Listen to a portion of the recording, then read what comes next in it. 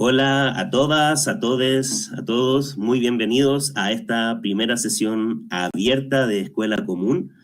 Este es un espacio de encuentro para organizaciones, comunidades, activistas que pues estamos intercambiando herramientas para lo que es la defensa del territorio.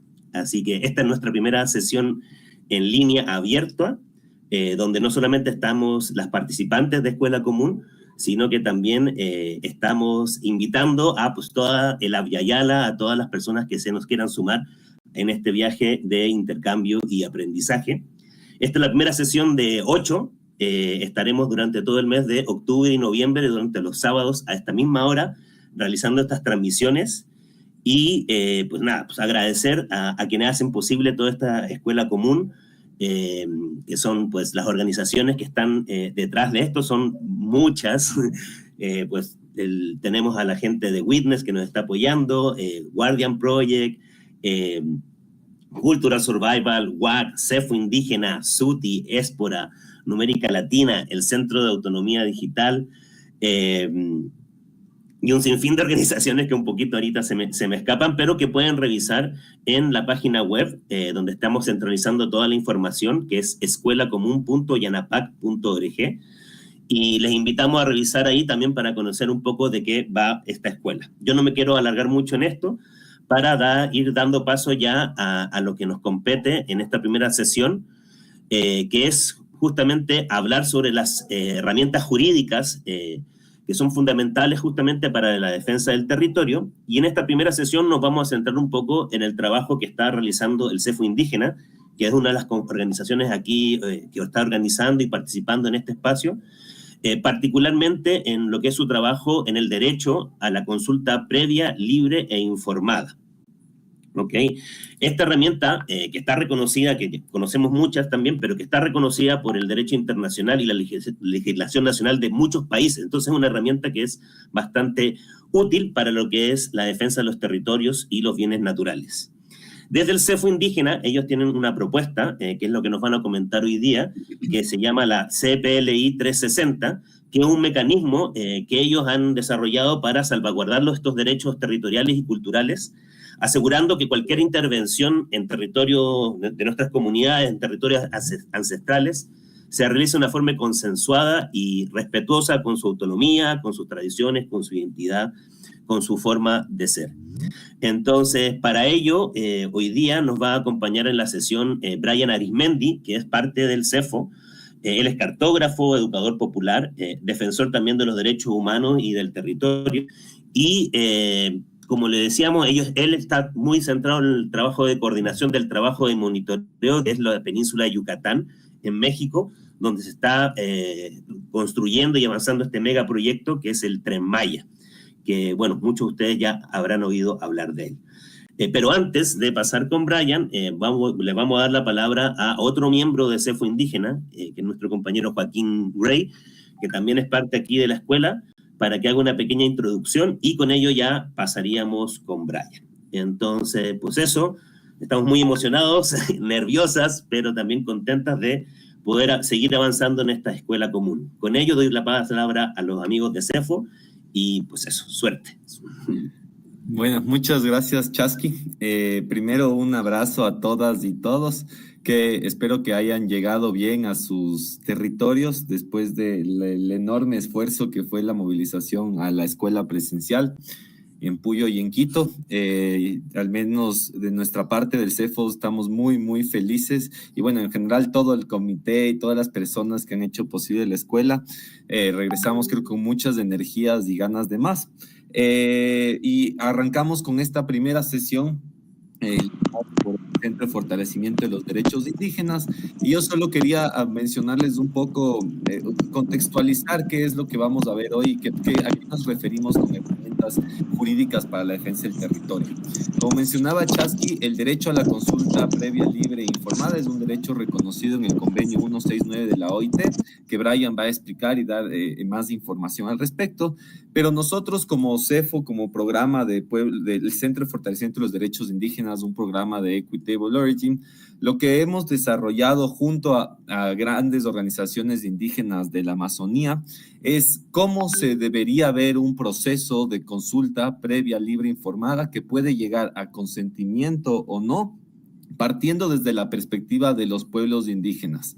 Es decir, lo que ustedes van a ver y aprender el día de hoy no es algo que nosotros nos hemos inventado, sino es una herramienta que ha sido co-construida con organizaciones que han atravesado este tipo de procesos, identificando cuáles son esos puntos vacíos en donde precisamente a veces se ha tomado la consulta solo como un checklist, en donde va un promotor de algún proyecto extractivo o el gobierno, hace una asamblea en la comunidad y dice, listo, ya se consultó, podemos avanzar.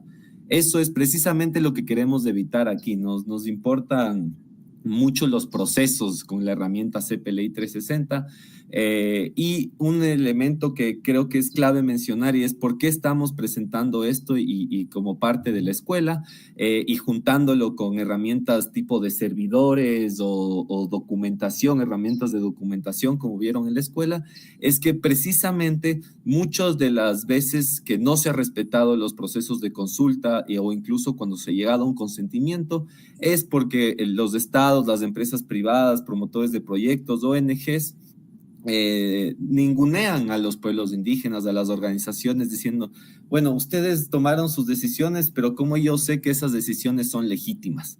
Y entonces esta herramienta busca justamente juntando lo de documentación, las herramientas de documentación que ustedes han aprendido y algunos procesos y pongamos parámetros generales, poder dialogar en el mismo lenguaje que estos promotores de proyecto, por ejemplo, y poder básicamente encontrar esas contradicciones que estos mismos promotores suelen señalar como culpables a los pueblos indígenas, entonces, de ellas. Entonces, básicamente lo que ustedes van a ver son parámetros generales en donde las herramientas de documentación son cruciales para poder registrar cómo avanza y cómo se va dando un proceso de consulta, por un lado, y las herramientas de servidores y que también están desarrollando van a servir para justamente guardar esa información de manera segura y salvaguardarla de manera soberana también dentro de las organizaciones que estén atravesando procesos de consulta previa, libre e informada.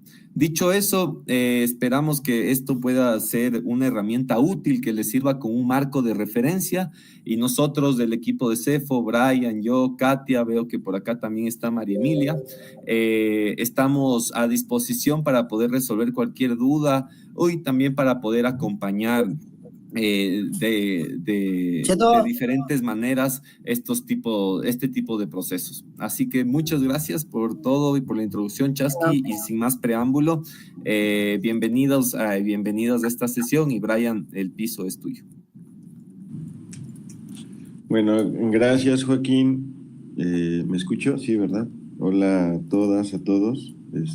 Igual un gusto volverles a ver. Qué chido. Y yo les voy a compartir en esta ocasión otra vez el tema de la consulta, pero ya un poco más con un tiempo y un espacio que discutirlo, para discutirlo. El consentimiento previo, libre e informado, si bien es un derecho de los pueblos indígenas y está reconocido a nivel internacional por convenios y declaraciones, en derechos internacionales y ya a niveles más nacionales. También tiene un pasado y tiene un antecedente muy importante, que es una lucha histórica que se ha dado principalmente desde los pueblos originarios, afrodescendientes, en reconocer sus territorios. Y esto se da desde los consensos, ¿no? Si bien los consensos están profundamente ligados al sentido comunitario de los pueblos, es donde las decisiones que no solo afectan a las comunidades, sino a su bienestar, a sus bienes comunitarios, a sus bienes naturales, tener también un aspecto muy importante con la espiritualidad, con la conexión en la tierra, la preservación de las costumbres, esta lucha que se da desde los consensos, desde la toma de decisiones colectivas a través del diálogo, de la participación, y no desde un lugar de imposición, y es donde se da, ¿no?, este marco, ¿no?, de este consentimiento, ¿no?, que ese es algo también muy, muy diferente, y muy distinto en tomarlo en cuenta, ¿no?, de dónde proviene todo este derecho que, si bien en 1989 fue reconocido,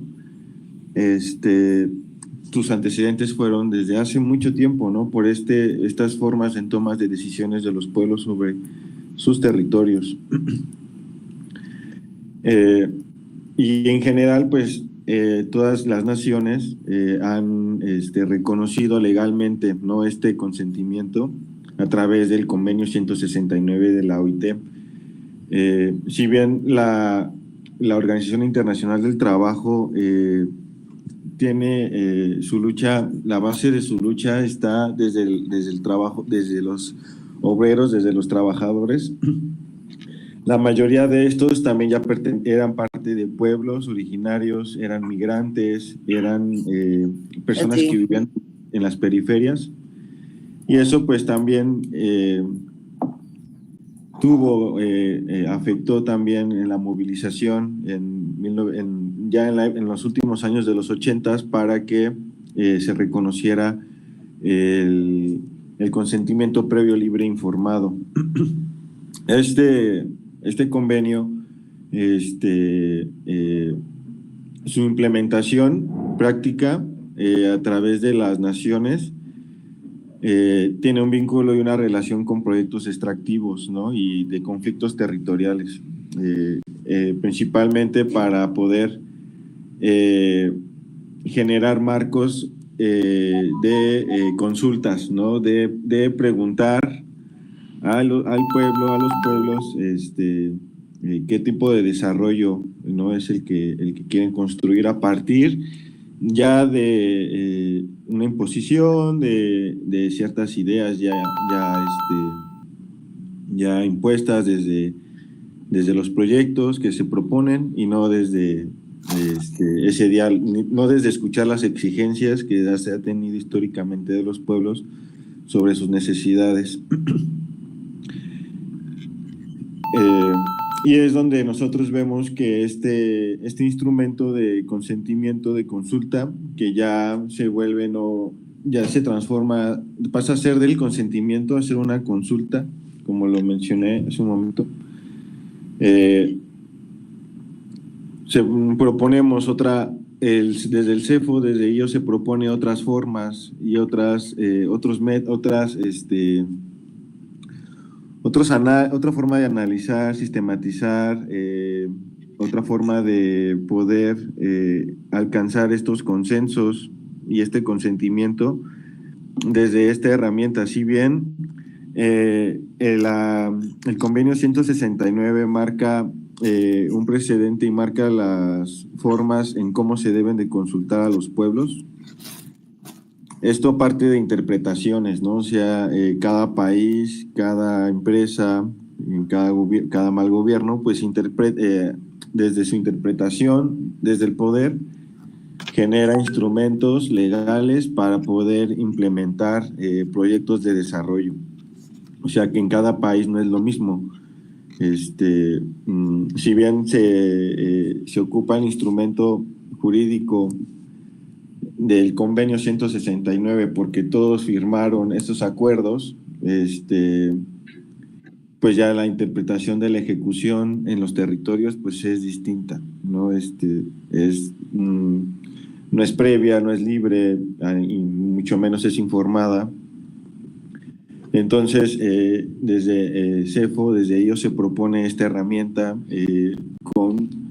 integrando elementos que son importantes y que tuvieron igual un antecedente en vínculo y relación con organizaciones como COICA, que a través de más de 70 asambleas se generó este instrumento en donde abarca elementos muy importantes que no se toman en cuenta dentro de estos procesos de consulta que se han dado a partir de los años 90. Entonces, el CPLI 360 propone que tenga que estar alienado principalmente también no solamente con el derecho de la consulta, sino con otros derechos humanos y que estén también adheridos a los derechos internacionales que firmaron estas naciones. Como lo comenté, pues está construida junto a COICA, desde sus bases regionales, en donde pues se centra principalmente las condiciones que se dan en los procesos de consulta, ¿no? Y cómo estos pues dan estos resultados, ¿no? Que favorecen siempre a los estados, ¿no? Entonces, cómo desde esta herramienta se puede construir otras condiciones, ¿no? Que eso es como la parte central también de esta herramienta. Y que también esta herramienta pues sea codiseñada y copropietaria desde las comunidades en el propio proceso de consulta. Es decir, que a partir de las necesidades lingüísticas, culturales, territoriales, se puede adaptar la herramienta, el instrumento.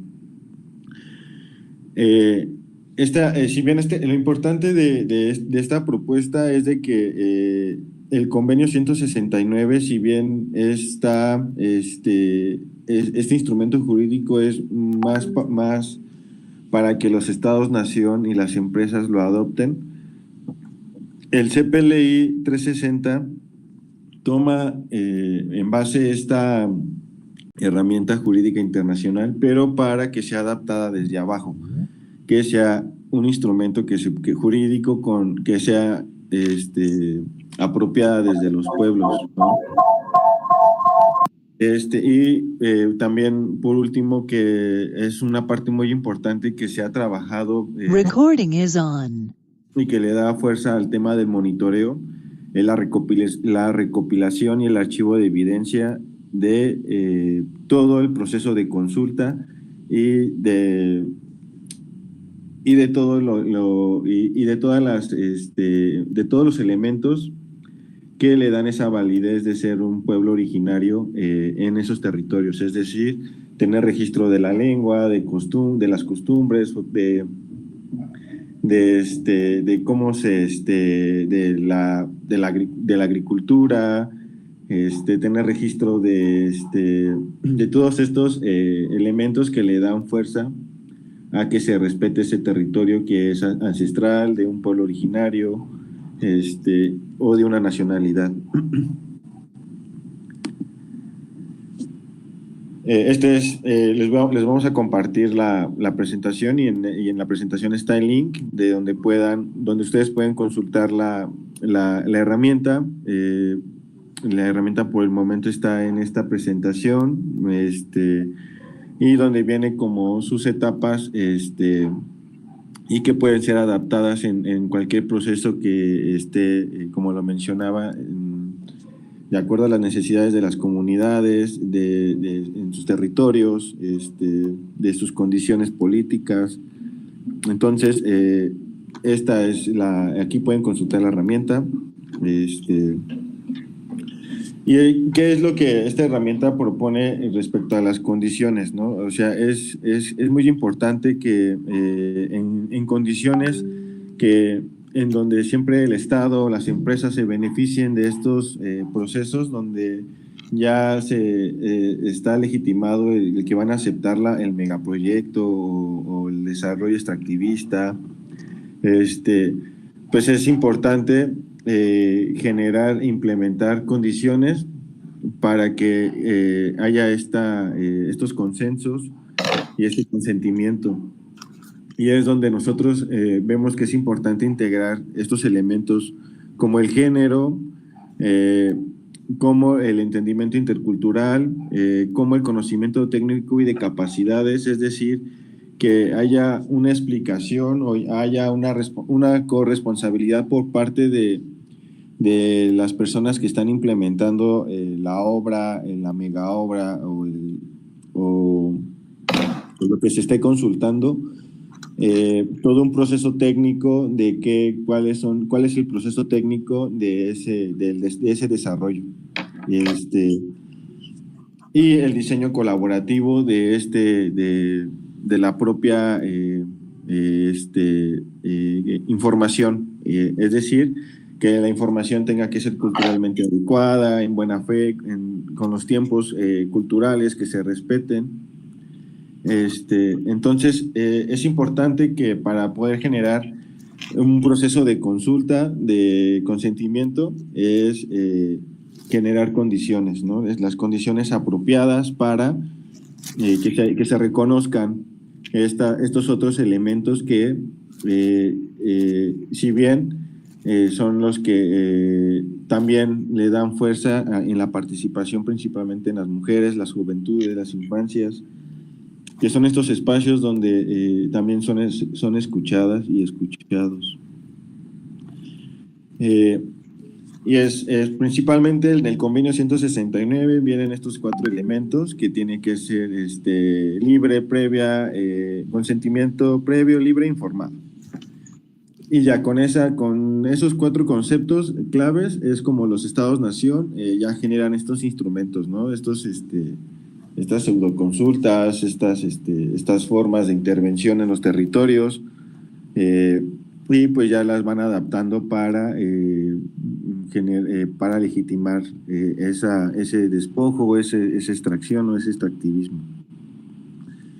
Pero ¿qué es lo que propone el CPLI, ¿no?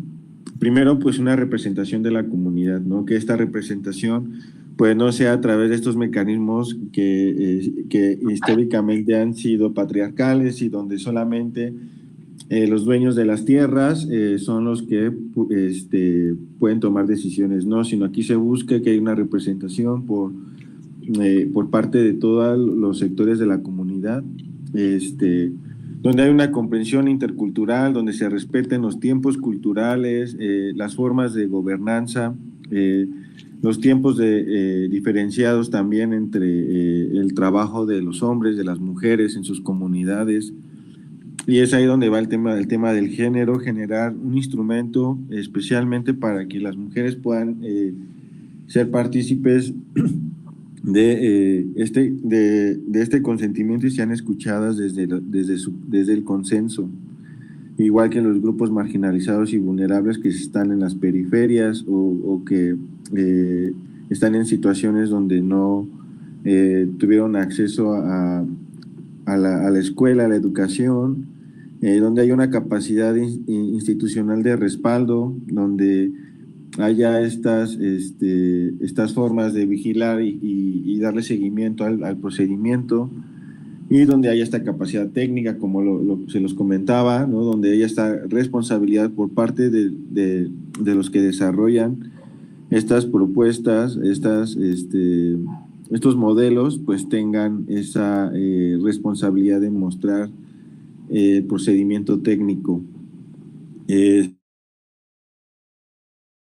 También el grupo de trabajo por partes interesadas es que hay igual de esta misma representación, de estos mismos comités que se generan desde la comunidad, generar este trabajo también con los que están generando esta propuesta de desarrollo, el diseño colaborativo de la propia herramienta, qué políticas y procedimientos se van a llevar a cabo, qué personal se va a ocupar para llevarse a cabo el procedimiento de la consulta. También es importante en esta parte reconocer como los impactos que hay desde los trabajadores, desde el acceso a un trabajo digno, cómo se van a dar estas condiciones laborales, cómo se van a dar también estas condiciones de maquinaria, toda esa información que se tiene que dar seguimiento, es donde se genera, ¿no? En este procedimiento de consulta, donde hay una evaluación de impacto, donde haya, donde haya esta construcción de estas posibles afectaciones, que es lo que más importante es para las comunidades.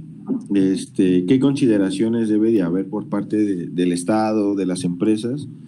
Generar mecanismos de voluntad, acuerdos, y pues que sea sostenible para la comunidad o para el territorio, ¿no? O sea, estos elementos, estas temáticas que están dentro del link de la herramienta que pueden consultar, se dan estas otras formas de poder construir desde el instrumento jurídico de la herramienta del CPLI, esta otra forma de poder generar consensos y consentimientos y una consulta desde la participación y el involucramiento de la comunidad.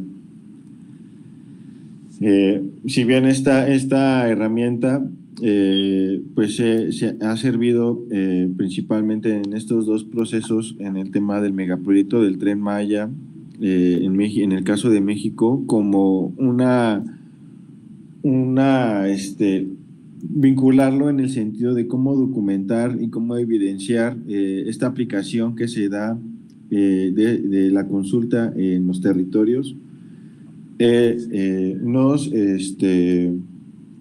Nos ayudó para poder generar un amparo en contra de la consulta que se hizo por el megaproyecto del Tren Maya. Nosotros, al ver que el Estado mexicano generó un procedimiento de consulta, tomando en base el convenio 169 de la OIT, nos dimos cuenta que desde la interpretación del Estado, pues quería generar y quería ya tener ese consenso por parte de las comunidades y de los pueblos, el aceptar el megaproyecto.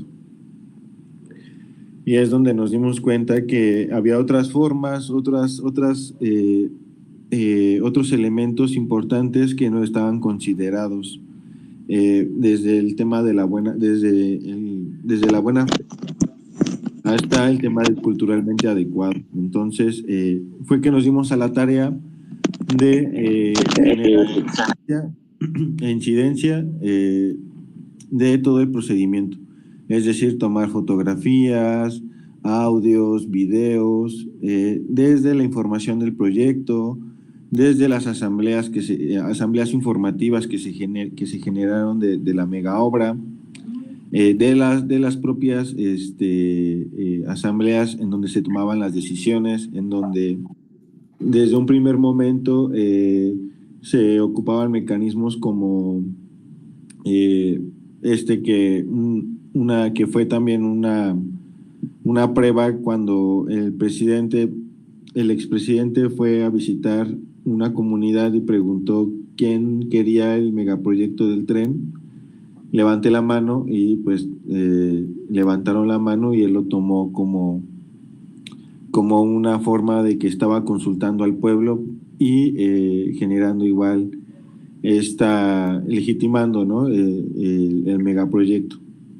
Entonces todas estas fotos, estos videos, estos audios que son prueba que tenemos en este proceso jurídico, fue también en los acuerdos en donde pues ya se generó este ambiente como electoral, en donde empezaron a llegar casillas a los principales centros comunitarios y empezaron a promocionar en la comunidad que fueran a votar, que estuvieran que están a favor o en contra del tren Maya. A nosotros poder tomar evidencia de ese proceso donde eran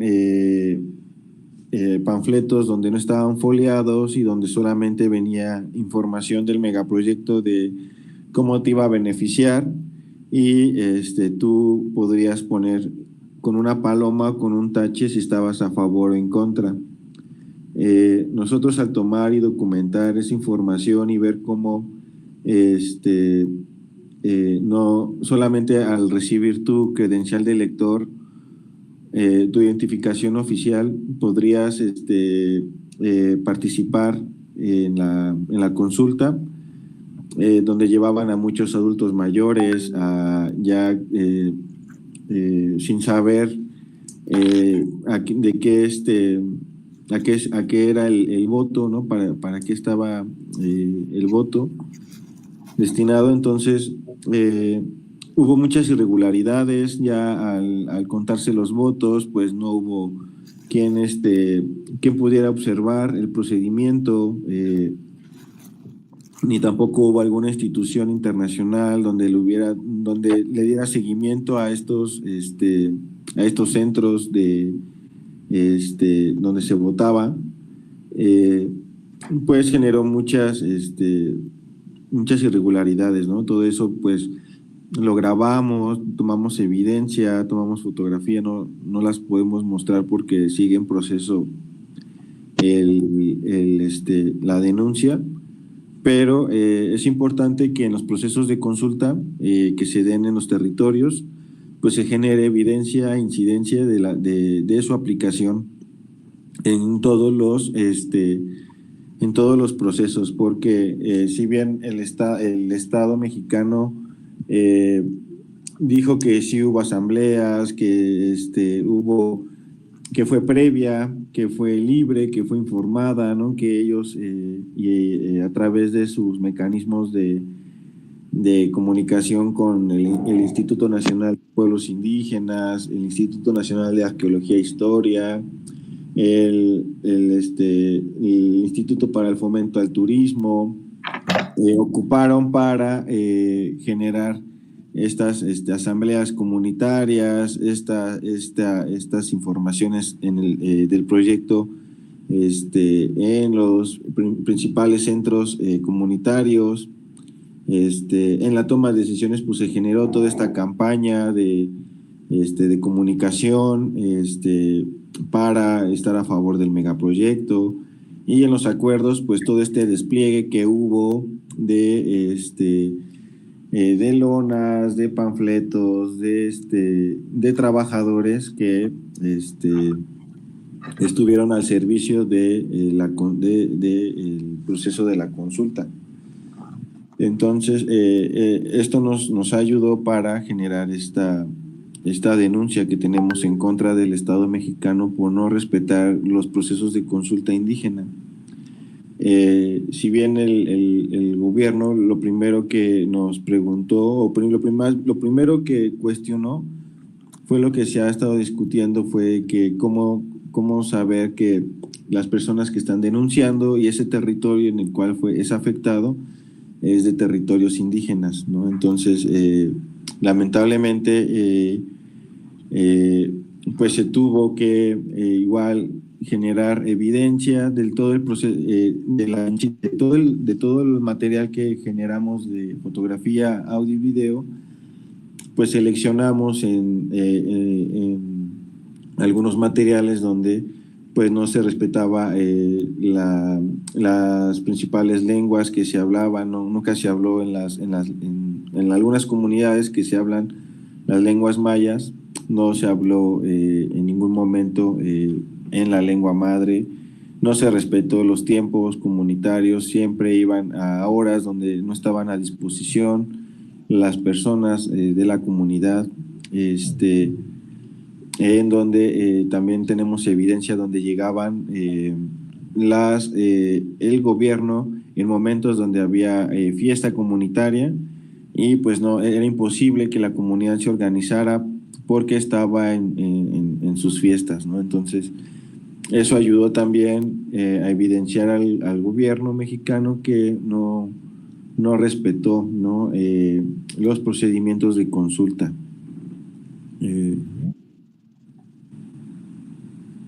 Y nos gustaría hacer una actividad entre todas y todos.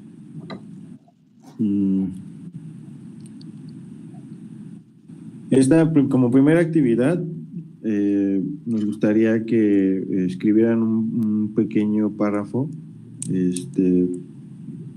que nos compartieran su experiencia sobre algún proceso de consulta que se ha aplicado en sus territorios. Y como en un segundo párrafo pequeñito, también desde sus experiencias que se consideró y no se consideró durante el proceso de estos territorios, y que es importante que se pueda considerar en la herramienta CPLI 360. Entonces, cada una y cada uno de ustedes en una hojita van a escribir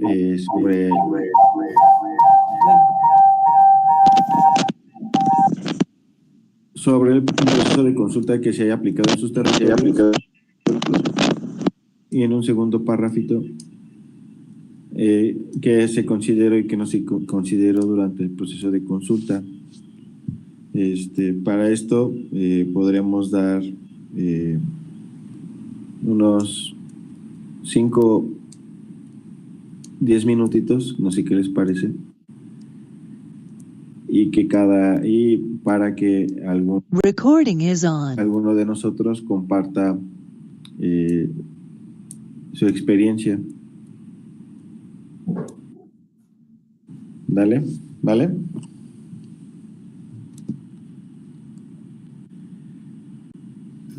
¿Tienen alguna duda?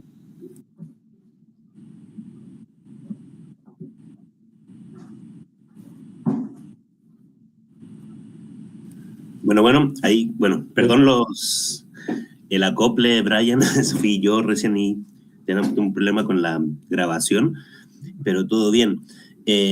Pues eso, la idea es que pues, participamos, podamos compartir y vamos a dar unos minutitos para que pues lo pensemos y ya luego levantemos. Esta parte de la actividad solamente está pensada para la gente que está dentro de Escuela Común. Entonces aquí la gente que está en el chat de Jitsi pues vaya motivándose, prendiéndose para compartirnos un poco su experiencia.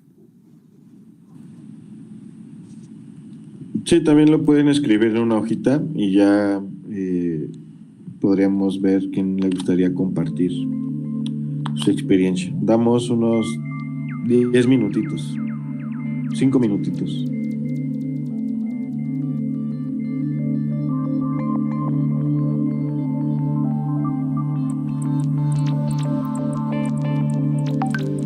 Ahí Tania de Lluvia Comunicación también nos acaba de compartir en el chat interno un video justamente sobre un proceso de consulta allí en Ecuador. Lo vamos a compartir también en el chat abierto, así que para que también tengan esa información disponible.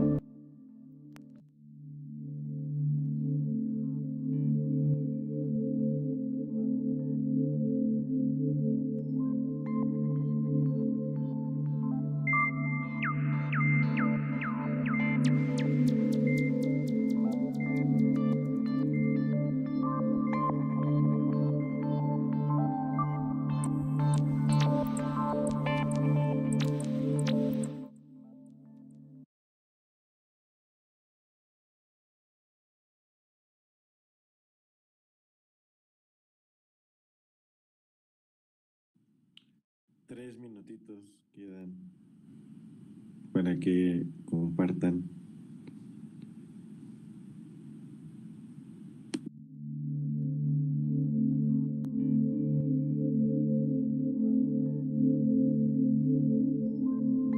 Por mientras, una consulta, ahí en el chat compartimos la herramienta CPRI 360, que es la página web fpic360.org, pero a mí no me funciona. No sé si alguien me confirma que le funciona esa paginita, porque a mí la verdad es que no.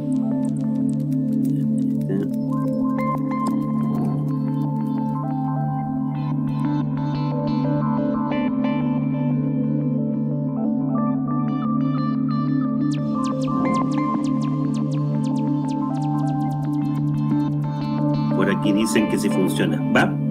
Entonces también lo voy a volver a compartir en el chat público.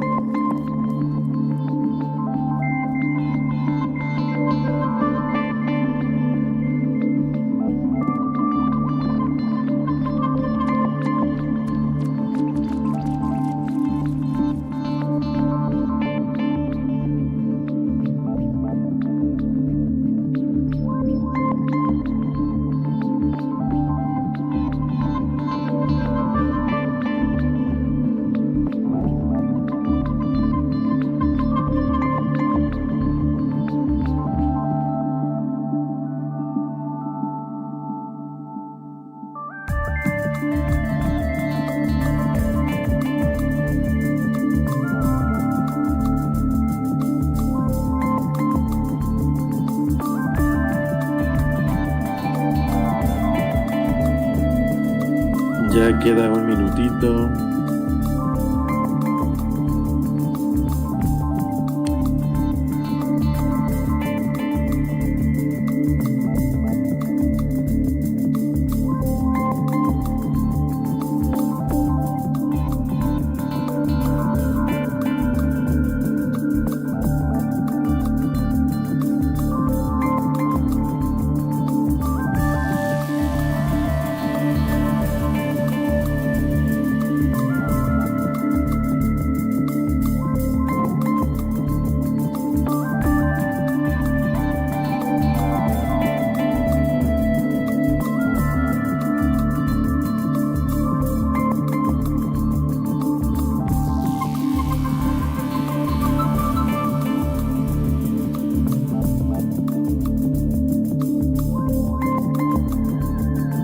Listo. Bueno, ahora es momento de que compartamos.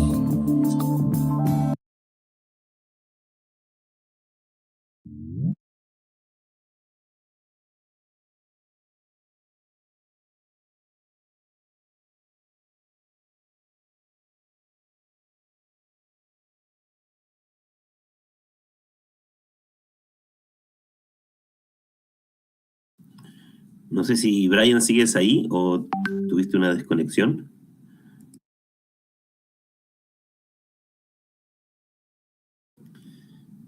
Parece que nuestro amigo Brian perdió conexión, ¿verdad?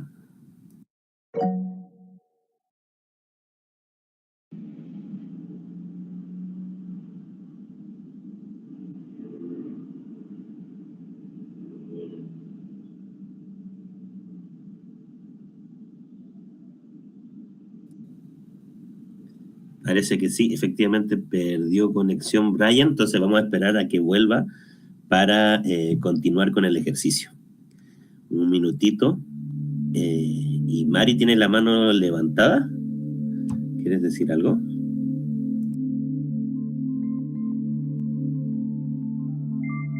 Voy. No, pues esto es lo que nos estás compartiendo. Realmente se ha estado discutiendo en otros espacios sobre el derecho a la consulta libre y previa. El ejemplo que estás dando sobre el Tren Maya también pasó en la región Soque. Nosotros estamos en Chiapas, en la región Soque. En el 2017 se enteran unos compañeros que se estaba licitando el territorio y que iba a afectar 27 ejidos de la zona Soque, para la explotación de hidrocarburos y gas. Entonces, ya se estaban dando qué empresas iban a hacer estos trabajos, sin embargo, la comunidad no estaba enterada, al menos no sabíamos. Y lo que el gobierno justificó es que llevó a cabo una reunión en un lugar que se llama Tecpatán y Copainalá, pero solamente con esos ejidos. Realmente solamente fue una reunión como para exponer que se iba a hacer un proyecto que iba a traer beneficios, más sin embargo nunca se habló de qué se trataba, el impacto ambiental. Hubo mucho tecnicismo en el lenguaje. La gente no entendió absolutamente de qué se trataba. Creo que eso es una práctica también del Estado muy, ya muy bien trillado de cómo hacer una supuesta consulta, ¿no? Y para tener el consentimiento. Afortunadamente está suspendida por el momento esta obra, pero no dudamos que no se haya llevado a cabo porque también ya no se dan esas informaciones, ya no son públicas, y menos ahora con la desaparición de ciertas instituciones, están como clasificadas. Entonces nosotros nunca pudimos saber de qué se trataba en sí. Lo único que sabíamos es que iban a ser afectados 27 ejidos, pero no todas las 27 ejidos tenían ese conocimiento. O sea, eso también es lo que yo quería compartir. Pues un caso de consulta real que se dice que se llevó, pero que reconoce como autoridad comunitaria a los miembros de ayuntamientos y a los integrantes de las comisarías, de las presidencias de comisaría ejidal y consejo de vigilancia. Cuando en la comunidad nos representan, pero en ciertos ámbitos, pero no toman decisiones sobre nuestras vidas, ¿no? En este caso, sobre los territorios, no se les tiene dado esa autoridad a estos entes que el Estado reconoce. Y ahora con esta nueva reforma que también se están poniendo los consejos de pueblos indígenas, que está ya en el tema, en el bloque constitucional que el Estado va a reconocer, yo no sé cómo se va a estar manejando porque no conocemos a los consejos ni el proceso de nombramiento, porque es un proceso estatal, no es un proceso que viene desde el pueblo. Eso a mí me genera preocupación.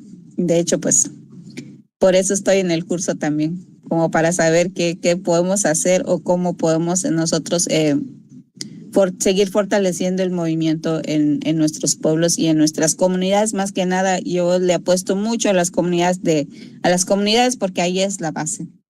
Gracias. Buenísimo, Mari. Muchas gracias por tu intervención.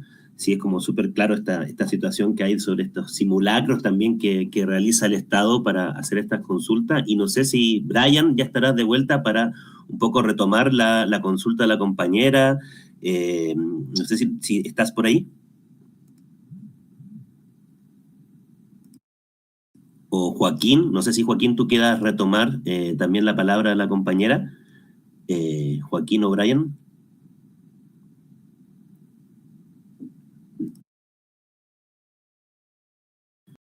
Bueno, pues eso, a ver, resumiendo un poco lo que nos comentaba Mari, pues eso, o sea, en la ley, en la práctica, en las legislaciones existe, claro, probablemente se les habrá ido la luz a los compañeros porque están conectándose desde Ecuador. Ahí está Joaquín, ¿no? Sí, ¿cómo estás? Más bien, eso estoy tratando de comunicarme con Brian porque sí, lamentablemente estamos con todos estos temas energéticos en Ecuador, pero yo quería hacer justamente un comentario a Mari, de que, y que va relacionado a un poco lo que Brian creo que iba a compartir a continuación, y es que Brian es perito justamente del caso de Amparo que se está presentando y se presentó. Ahí creo que regresó Brian. Solo déjame terminar esto y ya te cedo la palabra, hermano. Para poder detener la construcción del tren, precisamente alegando que es un proyecto ilegítimo e ilegal porque no se contó con la representación, ni siquiera el intento de un proceso de consulta que siguiendo estos procedimientos y parámetros que Brian ha explicado en su presentación. Y de hecho es un caso que fue aceptado, el amparo fue aceptado y el Estado mexicano debió haber detenido la construcción del tramo 6 de esta obra, sin embargo no lo hizo. Y ahí es donde entran a calar otras digamos, estrategias complementarias, que creo que es un poco lo que ustedes dan de una u otra manera. Pero creo que el caso de lo que está pasando en el lado de Calakmul y con la experiencia de Brian puede servirles a ustedes como un marco de referente para al menos tener esa salvaguarda de que ustedes no solo conocen sus derechos, sino también tienen herramientas para poder ejercerlo plenamente. Así que bueno, Brian, no sé si ya regresaste, pero Mari compartió como una experiencia bien bacán de lo que está pasando en Chiapas, también muy conectado con lo que está pasando en Calakmul. Así que si ya estás con luz, te doy el piso de nuevo. ¿Me escuchan? Sí, ahora sí.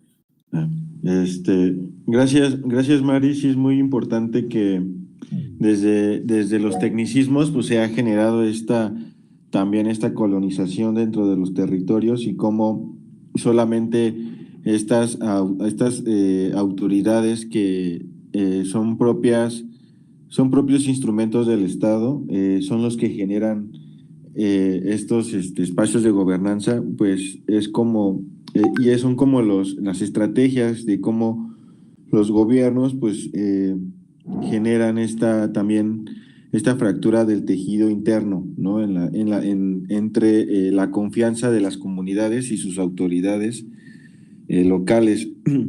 Igual en el caso en el caso del Tren Maya, en Calakmul, pues igual empezaron hablando con tecnicismos sobre el tamaño de las vías, sobre los árboles que iban a deforestar, sobre los beneficios económicos del PIB, como palabras como PIB, como inversión, como estas palabras que de alguna u otra forma pues no generaron vínculo ni confianza en la comunidad. Y lo más importante es de que estas autoridades que también empezaron a surgir como representantes de pueblos indígenas, de barrios y colonias, pues ni siquiera hubo un procedimiento para poder elegirlas y también ni siquiera, por lo mismo, ni siquiera tuvo representación. La denuncia que nosotros interpusimos ante el gobierno mexicano fue que no respetó el procedimiento de la consulta indígena. Entonces, para esto, pues empezamos a lo que les comentaba. Ya teníamos todo un archivo de evidencia, de fotografía, video, audio, desde el primer momento en que se empezó a hablar sobre el tren.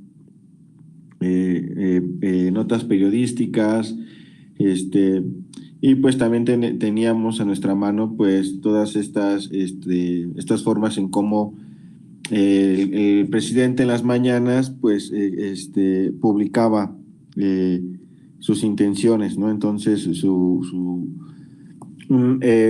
todo ese material pues fue parte de ese proceso, y el gobierno pues siempre nos respondía que donde se hizo, que no se reconocía que ese territorio donde se hizo la consulta eran de pueblos indígenas, que las personas que denunciaron ante el gobierno no eran personas de pueblos originarios.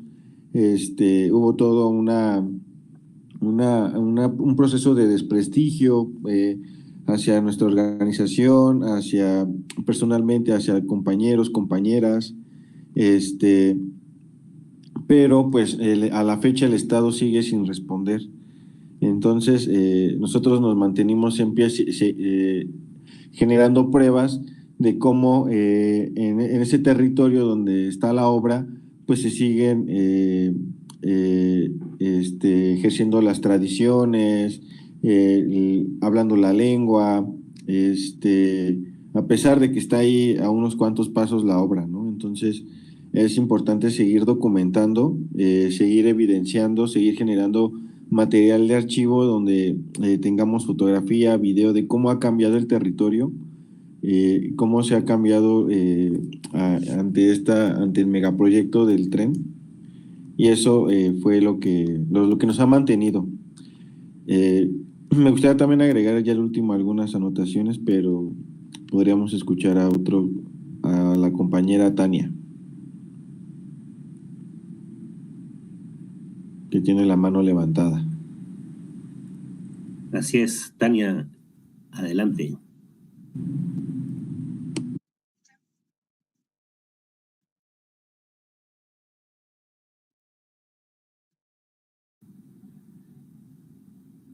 Adelante, Tania, te escuchamos.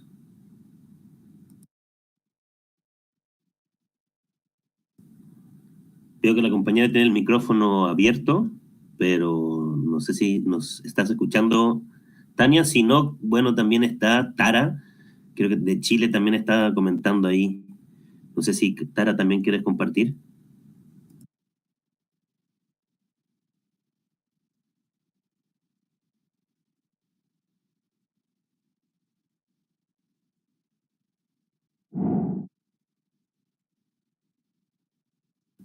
Ahí Tania está hablando en el chat. No sé si pues Tania está pidiendo disculpas porque pues su voz no puede salir desde la computadora. Intentará conectarse desde el celular. Tara, no sé si quieres tomar la palabra.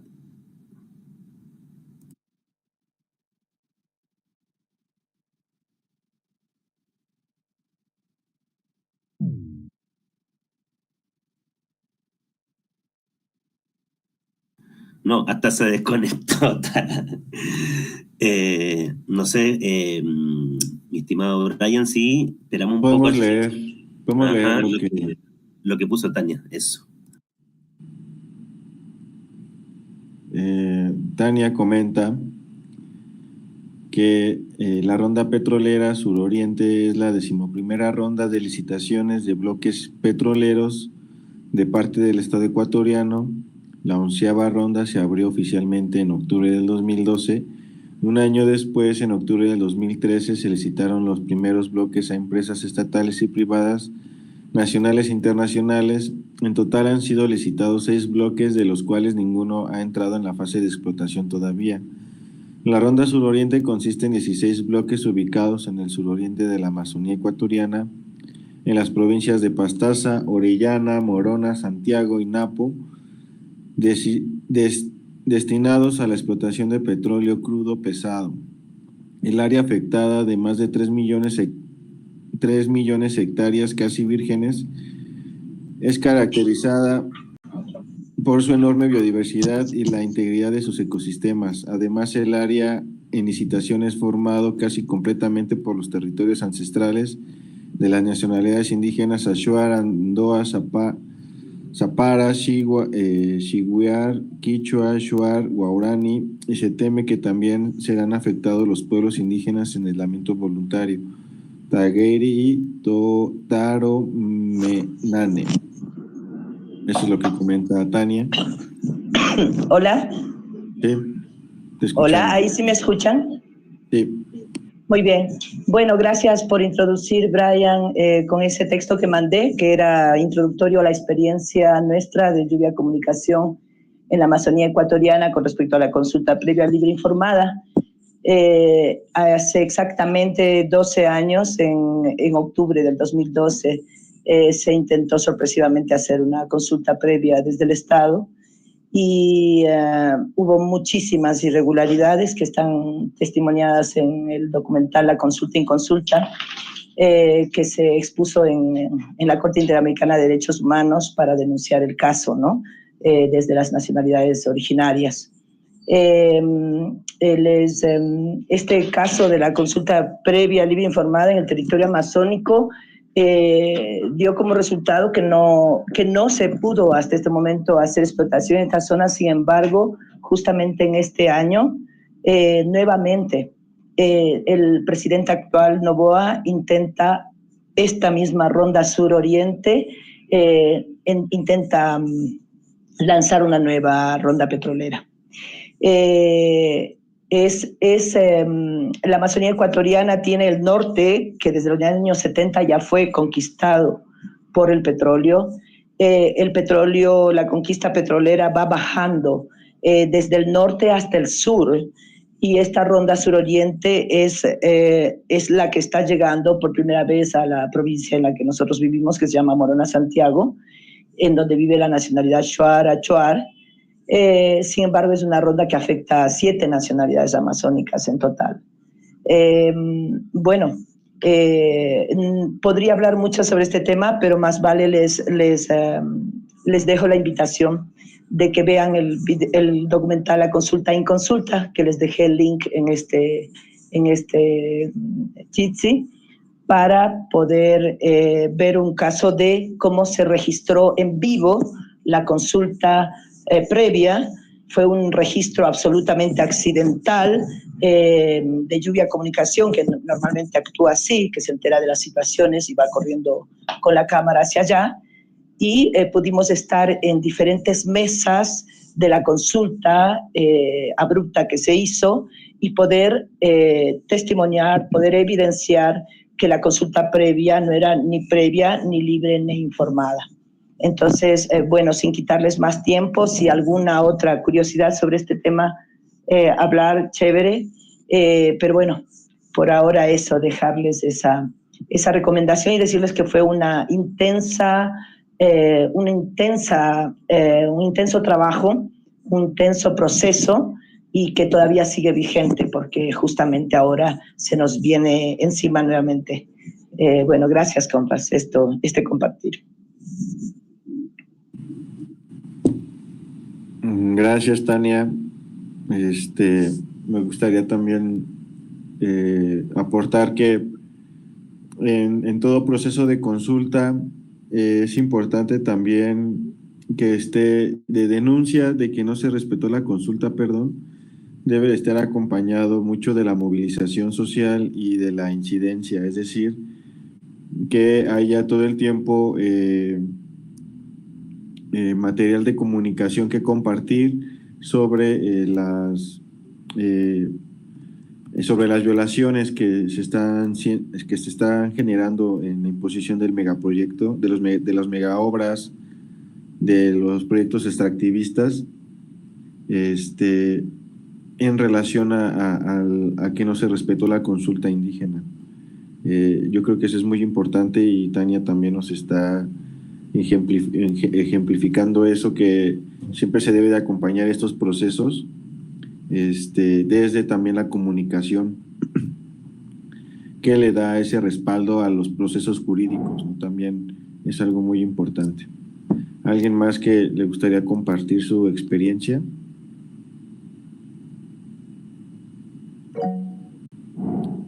Jaguar. Hola, hola. Buen día a todos. ¿Me escuchan? Sí, te escuchamos. Buen día. ¿Cómo estás, estimado Brian? Pues sobre el tema de la consulta previa, libre e informada en Bolivia, pues, ¿qué les puedo decir? Interiorizando un poco en un caso que estamos teniendo nosotros como Asociación de Pueblos Indígenas, podemos decir de que la consulta previa, libre e informada, a pesar de que se está teniendo ya en la Constitución desde el año 2009, no se está ejerciendo tal como es desde esa fecha. Es recientemente que ya desde este 2022, 2023 se está queriendo ejercer de la mejor forma para comenzar. En el caso que estamos llevando, en el caso Ayllua Antequera sobre tema minero, se evidencia ciertas circunstancias en las que la comunidad nunca ha sido tomada en cuenta, así por decirlo. Tenemos algunos documentos y contratos que tenemos como prueba y evidencia de que la comunidad jamás ha sido tomada en cuenta en esos contratos, aunque pues hayan aceptado, hayan tenido algunos convenios con las empresas mineras como la Glencore, que estaba en ese momento, y la mina Bolívar, pues en esos contratos no se logra ver lo que es una firma o un pie de firma o un sello en el que ellos estén diciendo o mínimamente manifestándose que están de acuerdo con el contrato. Se les menciona en algunas cláusulas, por decir, por ejemplo, que se les va a dar ciertos beneficios a las comunidades. Estos contratos normalmente en el año que han sido hechos, que era pues en el año 2010, 2013, pues solamente se les toma en cuenta en las cláusulas, como te indico para comenzar. Jamás han sido tomados en cuenta en una consulta previa libre informada. Normalmente las empresas y el Estado quieren omitir esa parte porque saben que es un derecho para comenzar, es una facultad que tienen y está reconocida en la Constitución Política del Estado como tal. Actualmente, para el año 2024 que estamos actualmente, estamos intentando lo que es el tema de luchar este tema de la consulta previa, libre e informada para el tema de lo que es la ratificación o, ¿cómo se dice esto? No me acuerdo el término, pero la cuestión es que el contrato va a finalizar en el año 2028, es el contrato entre la empresa, las empresas mineras, la denominada Comibol, y lo que es la comunidad, lo que es el Ayllu Atlantequera. Pero hasta la fecha estamos luchando este tema de lo que es la consulta previa, porque otra vez van a volver a lo que es este tema de hacer un segundo contrato para el año 2028, alargando, prorrogando lo que es el tema de las actividades mineras hasta el año 2040, según lo que tengo entendido. Pues esa es la lucha hasta ahora, estimado Brian. Gracias, Jaguar. Sí, es muy importante lo que nos compartes de cómo, si bien hay evidencia de que la comunidad está plasmada en los contratos, no por eso quiere decir que haya sido tomada en cuenta, ¿no? Y eso es muy importante en los procesos de denuncia en contra de los procedimientos de consulta, tener evidencia de cómo las comunidades no culturalmente, respetando sus tiempos, sus costumbres, no son tomadas en cuenta, ni mucho menos en sus lenguas. ¿Alguien más que le gustaría compartir su experiencia en una consulta?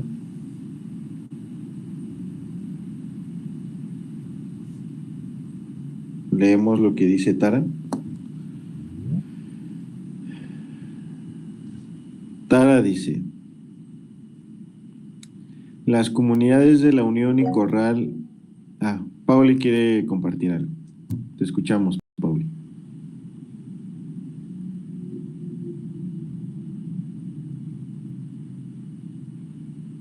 Hola. Quería compartir situaciones que suceden acá en cuanto a que los proyectos se achican, digamos, se presentan como de menor cobertura para que no se necesite una evaluación de impacto ambiental desde el Servicio de Evaluación de Impacto Ambiental. Entonces, por ejemplo, en el caso de Coyipulli, que es un pueblo que está cerca de Temuco, pasó que había un proyecto de energía eólica que se llama San Andrés, de una empresa española, y que por su magnitud, que supuestamente era más pequeña, solo se requería una declaración de impacto ambiental. Y presentaron esa declaración diciendo que habían hecho consulta y que habían muy pocas comunidades indígenas y que habían sido consultadas. Luego las comunidades que estaban alrededor empiezan a darse cuenta que estaba este proyecto y empiezan a movilizarse y a exigir la invalidación del proyecto. Pero el proyecto ya estaba aprobado dentro del Servicio de Evaluación Ambiental. Entonces, a partir de eso, claro, también pasa que detienen a dirigentes, a voceros que estaban en contra del proyecto, y logran, antes de que termine el plazo, que era de 2 años, para pedir la invalidación del proyecto y la realización de una consulta, logran ingresar como a tiempo esta invalidación y hace muy poquito se logró esta invalidación de este proyecto. Claro, igual la comunidad sabe que probablemente vuelvan a insistir en un tiempo, pero fue solo a partir de ellos que tuvieron que meter en el servicio de evaluación ambiental la petición de invalidación, porque no se le había consultado a las comunidades aledañas. Tuvieron que demostrar que existían alrededor de 17 comunidades que no habían sido informadas, que no estaban de acuerdo, y que sí había comunidad indígena y que sí había lugares de conservación ambiental. Y eso, claro, todo lo tuvieron que demostrar ellos a nivel legal. Pero afortunadamente se logró en este caso la invalidación. Pero eso pasa mucho en el territorio, que los proyectos se presentan de manera sesgada, como si fueran más pequeños de lo que son, centrales hidroeléctricas que se presentan con menor consumo, torres de energía eléctrica que se presentan como menor cantidad de torres y así, como pasa mucho eso. Eso quería compartir. Gracias, Brian. Gracias, Pauli. Esto que comentas es muy importante porque igual la especulación y los proyectos sesgados pues generan pues estas formas como de no tener tan claro cuál es el desarrollo que se va a imponer dentro de los territorios, y eso pues también genera mucha división internamente en las comunidades. A no tener tan claro qué se va a hacer, hay mucha especulación y de que sí puede mejorar, de que no puede mejorar. Entonces, eso también es un elemento muy importante que tiene que estar integrados en las consultas, que tenga que presentarse la propuesta o el proyecto en desarrollo final, porque así se tiene también más clara la información. Gracias por compartir. ¿Alguien más, por último, que le gustaría compartir su experiencia?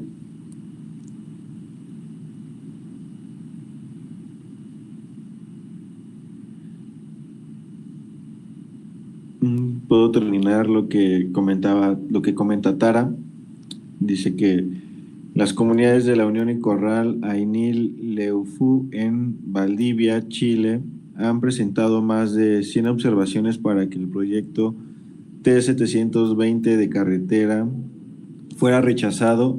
Este fue rechazado por los reclamos de los pueblos, luego de ser rechazado la ruta T720 que quieren trazar en medio del Parque Nacional Alerce Costero. Insisten desde el gobierno del mal llamado Chile, ahora nuevamente inyectando 125 millones de pesos para un nuevo estudio de impacto ambiental que ahora se considere de bajo impacto.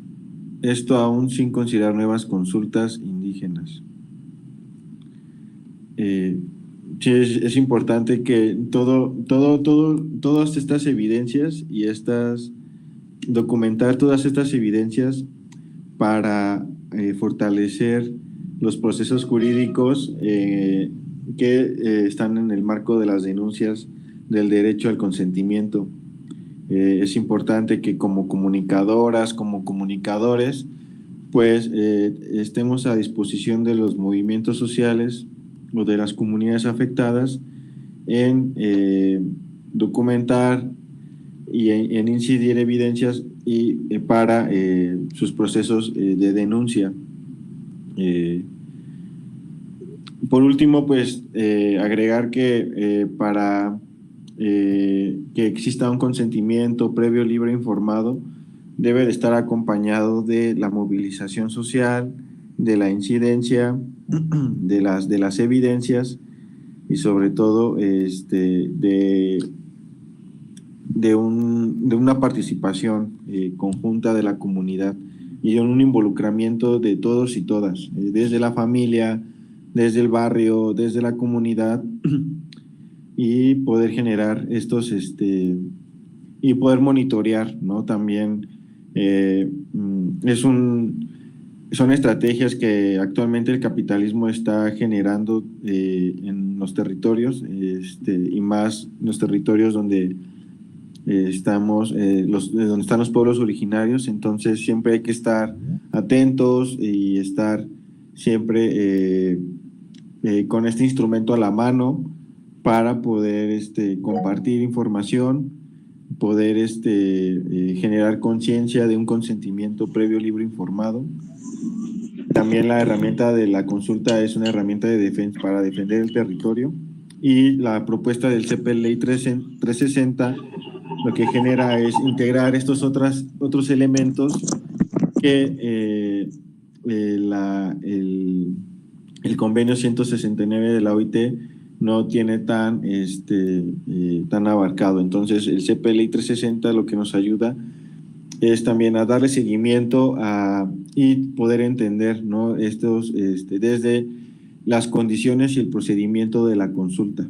Entonces es importante que en cualquier momento en que se necesite que en sus territorios estén llegando estos modelos extractivos, pues puedan consultarla y poder que nos visiten en la página.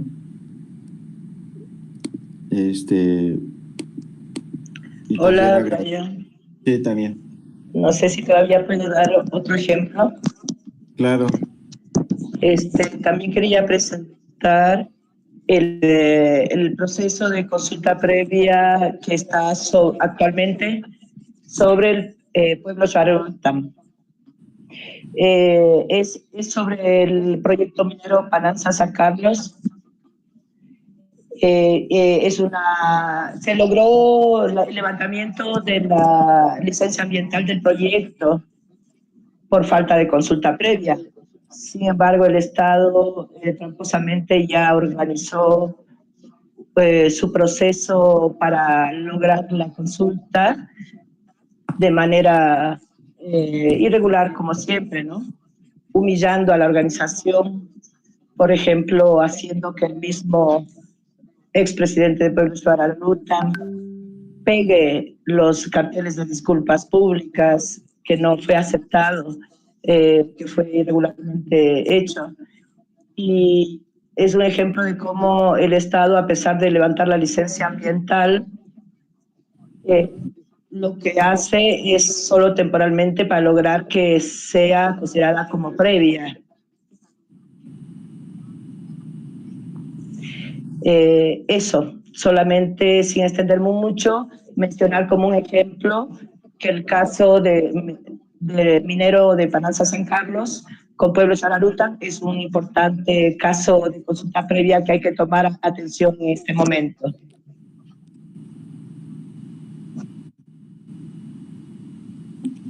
Sí, gracias, Tania. Sí, por eso es importante que se propone esta herramienta del CPLEI 360 como una herramienta de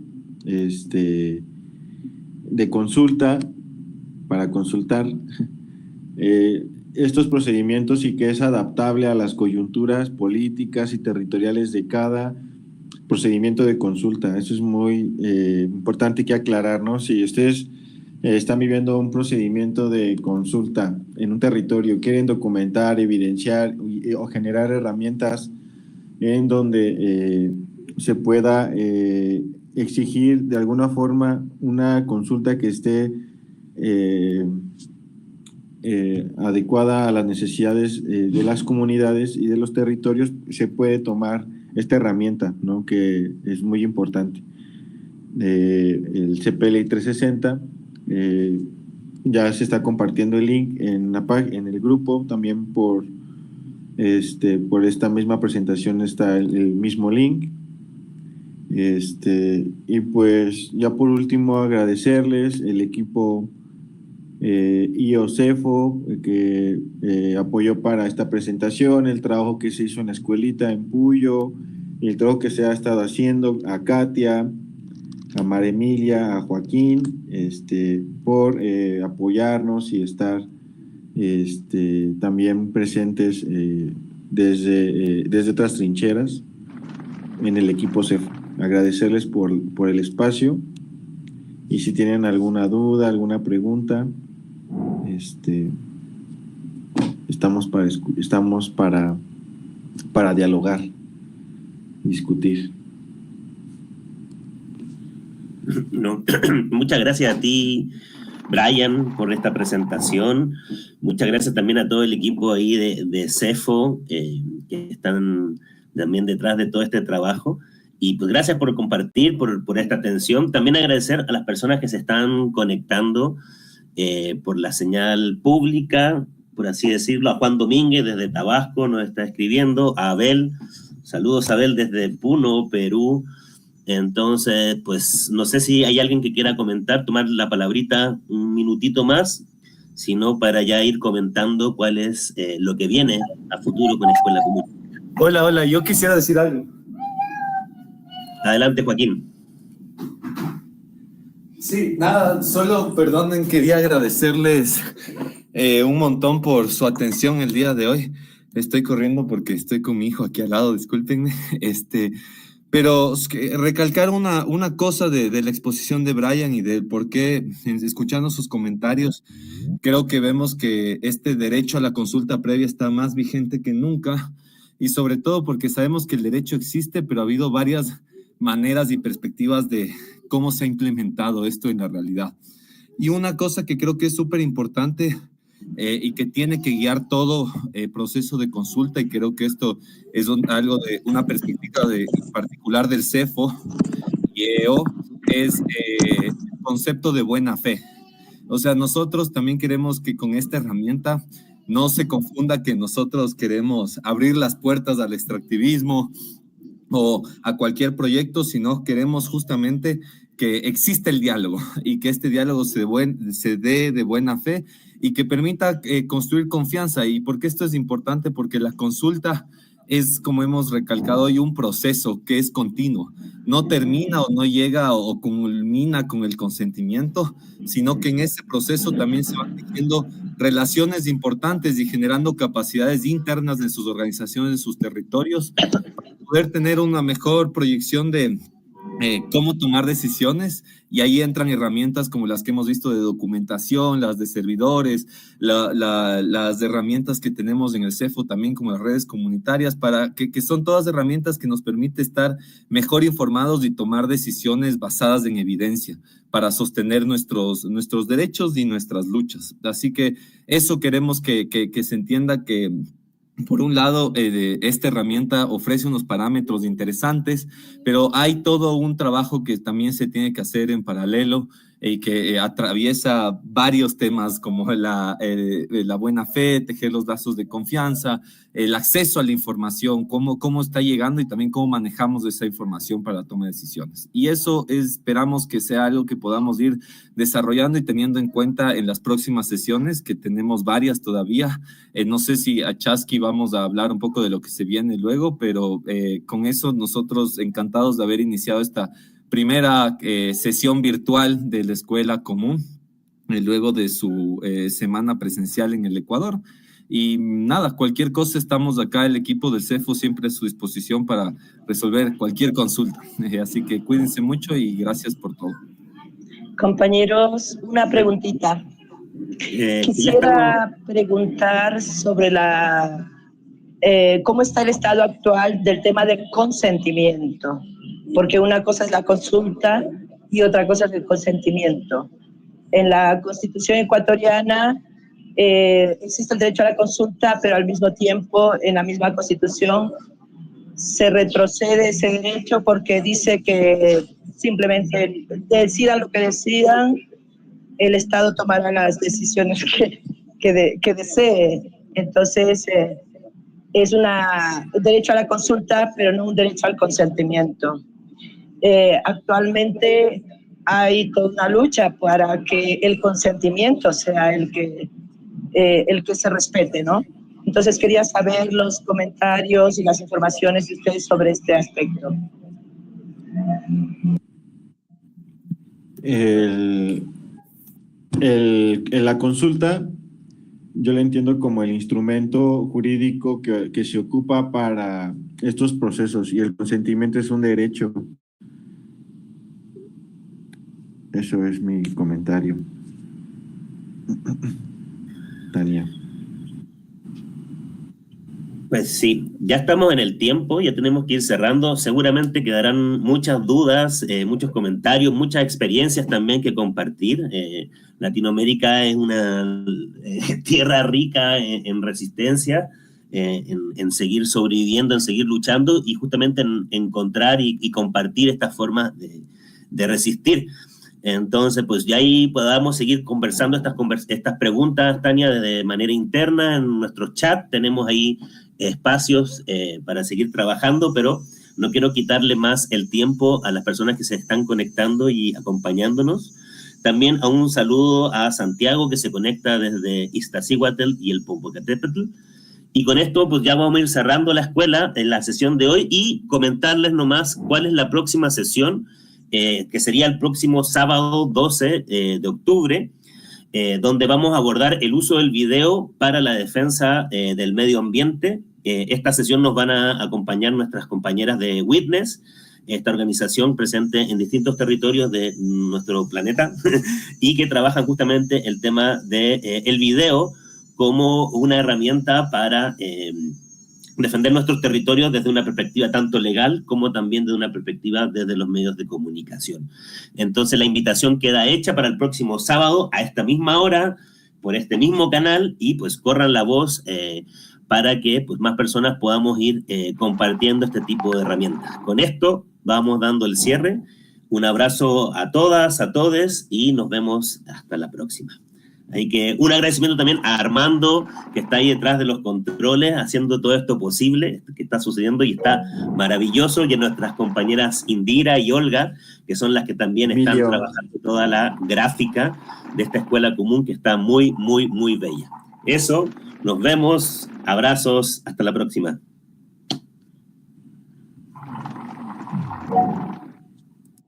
Muchas gracias, hasta luego.